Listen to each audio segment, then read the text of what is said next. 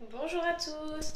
Alors je vous retrouve aujourd'hui pour la préparation d'un masque hydratant pour les cheveux. Donc un masque à poser avant le shampoing, hein, et laisser poser quelques heures théoriquement.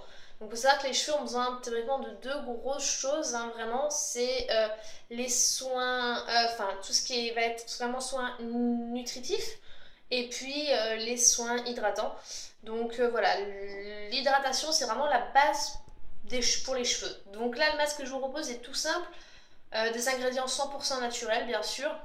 Et puis voilà. Donc je vais vous proposer ça aujourd'hui.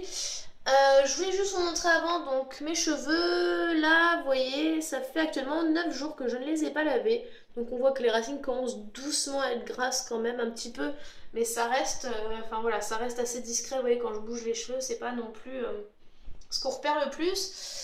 Je les attache pour aller travailler, du coup ça ne se voit pas du tout en les attachant en fait. Et donc voilà, ça permet de retarder les shampoings encore plus, sachant que je suis à un par semaine, mais si je pouvais être à un tous les 8 jours, ça serait bien. Et puis voilà, le sébum est un très bon protecteur pour les cheveux, donc voilà, je voulais juste vous montrer ça au passage. Alors pour le masque, on va avoir besoin d'ingrédients très très simples. Je précise que je suis végétalienne, donc par conséquent il n'y a aucun produit d'origine animale dans mon masque, ce qui convient à tout le monde. Maintenant si vous voulez en remplacer, c'est vous qui voyez. Donc l'ingrédient principal, ça va être ceci. Ceci, ce sont des yaourts de soja.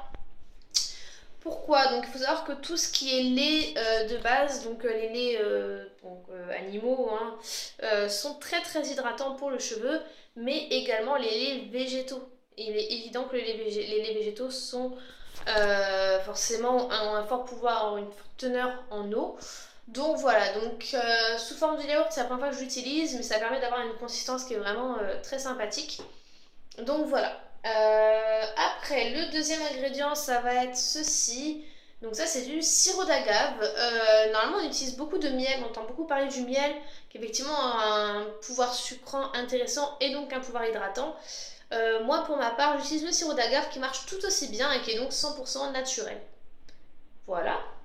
Et puis l'élément phare, hein, au niveau hydratation, le petit produit miracle, du gel d'aloe vera. Donc celui-ci vient de Aromazone en fait. Il est bio bien sûr et a une composition très très light. Donc par contre, il vaut mieux le conserver au frigo puisqu'il n'a qu'un conservateur qui est un conservateur assez léger.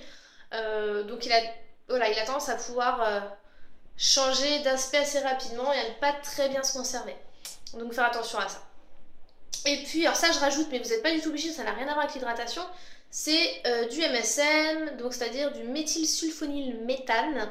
C'est une poudre qui permet notamment la pousse du cheveu, ça le renforce énormément, ça renforce son écaille, sa densité.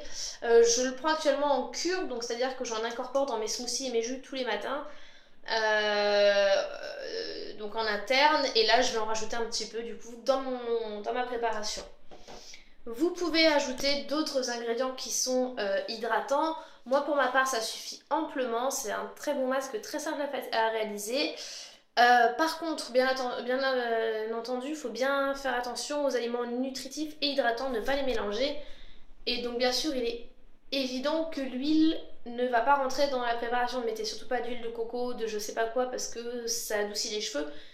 Forcément, ça ne se mélange pas à l'eau, donc ça ne fonctionne pas. Voilà, donc on va passer tout de suite à la préparation du masque. Je vais vous montrer ça. Donc voilà. Donc pour la préparation, donc dans un bol, j'ai versé le yaourt. Voilà, hein, donc le yaourt de soja. Vous voyez, ça donne une texture bien crémeuse, très intéressante. Donc à ceci, je vais rajouter mon sirop d'agave. Hop.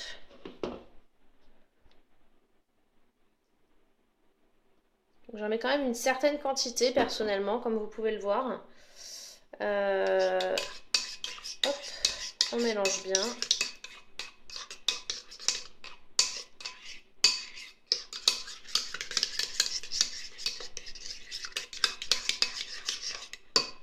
Et je vais même en rajouter. Voilà. Donc ça, c'est vraiment quelque chose qui assouplit le yaourt et le masque. Voilà. Et donc après, je passe au gel d'aloe vera.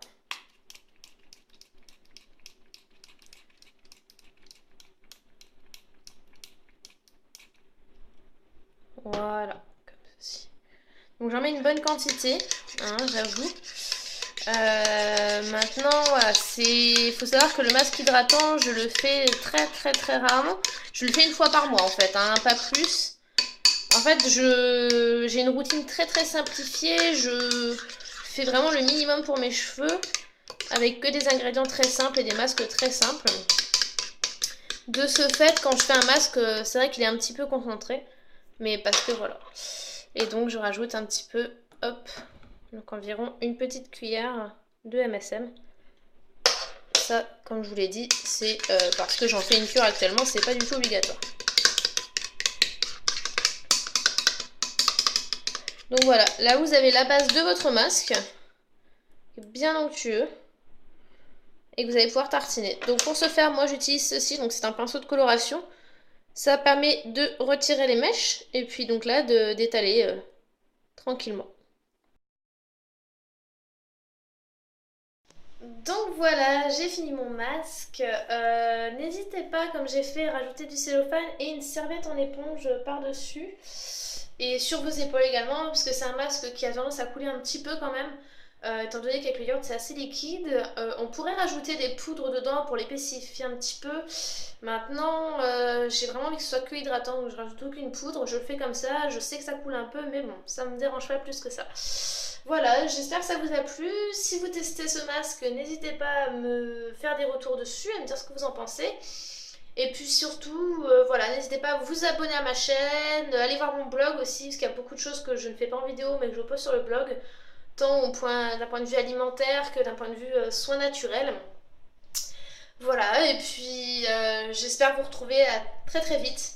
À bientôt!